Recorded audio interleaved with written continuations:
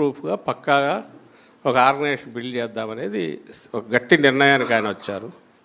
రెండవది, ఇక ముందు ఏది జరిగినా గతంలోలాగా కాకుండా మన ఆర్గనైజేషన్ యాజ్ సచ్ ఎవరి చేతిలోనో పెట్టి నడపమన్నట్టు కాకుండా మనమే నడుపుతాం, ఆర్గనైజేషనే నడుస్తుంది. ఇది మనం ఎంతమందిని బయట నుంచి కన్సల్టెంట్లు పెట్టుకున్నా ఇంకోటి జరిగినా మన ఆర్గనైజేషనే మన పెద్ద వెపను, టూలు. అందుకోసం కూడా పనిచేసేవాళ్ళు రియల్గా ఏ పనికి ఏ బాధ్యతకు అవసరం ఆ పని చేయగలిగిన వాళ్ళను దానికి పెట్టి ఎఫిషియెంట్గా నడపగలిగితే పార్టీ యంత్రాంగం మొత్తం వచ్చే ఎన్నికలకు కానీ లేకుంటే రోజువారీ వీటికి కానీ సమాయత్తంగా ఉంటుంది. స్టేట్ బాడీ ఆ తర్వాత జిల్లాలు పటిష్టంగా ఉండాలి. ఎందుకంటే అన్ని జిల్లాల్లో ఇది అవుతుంది కాబట్టి ఫోకస్ మోర్ పెట్టుకోవాలి, పెంచి చేయాల్సి వస్తుంది.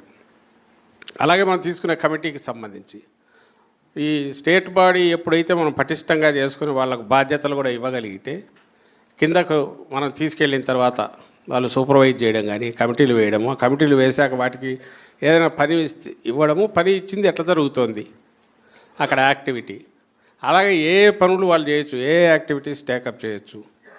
ఒక లోకల్ లెవెల్ అయితే ఆ లోకల్ ఎవరికి వాళ్ళు ప్రతి సెల్ కింద ఉన్న ఒక మాడ్యూల్ లాగా వాళ్ళ స్థానిక సమస్యల మీద వాళ్ళు రియాక్ట్ కాగలగడం, అలాగే జిల్లా స్థాయి రీజనల్ స్థాయి అయితే దానికి సంబంధించి ఆ రీజనల్ లెవెల్లో రియాక్ట్ కావడం, స్టేట్ లెవెల్ అయితే ఇక్కడ నుంచి ఆలోచించి ఇచ్చిన దానికి స్టేట్ అంతా రియాక్ట్ కాగలగడం.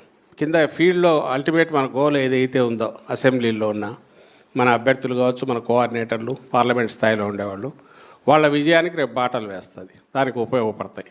ఎందుకంటే 5 years తర్వాత అదే మెయిన్ అవుతుంది.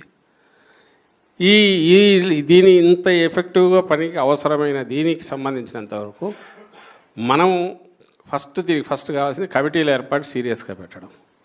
సెకండ్ పాయింట్, ఈసారి ఇంకొకటి ఏం చేస్తున్నాము, మనం ఇవన్నీ ఎవరినైతే తీసుకుంటున్నామో కింది వరకు కమిటీలు, మన అంచనా ప్రకారం 14 లక్షల మంది పైగా 14 నుంచి 18 లక్షల మంది దాకా వస్తారని ఈ అన్నీ కలుపుకుంటే. సో వీళ్ళందరూ ఇదే మన బలం మొత్తం. సో దీనికోసం అని చెప్పి కమిటీల నిర్మాణం మీద మనం ప్రధాన పార్టీ కావచ్చు, లేదంటే మీ అనుబంధ విభాగాలు కావచ్చు, దీని మీద ఎక్కువ దృష్టి పెట్టమని చెప్తున్నాం. మనం లెటర్ స్టార్ట్ నౌ, ఆ సీరియస్ మోడ్లోకి వెళ్ళిపోదాం. 1 month 1.5 monthలో పూర్తి అయ్యేట్టు టైం లైన్స్ పెట్టుకొని మూవ్ అవుదాం. All the best. Thank you very much.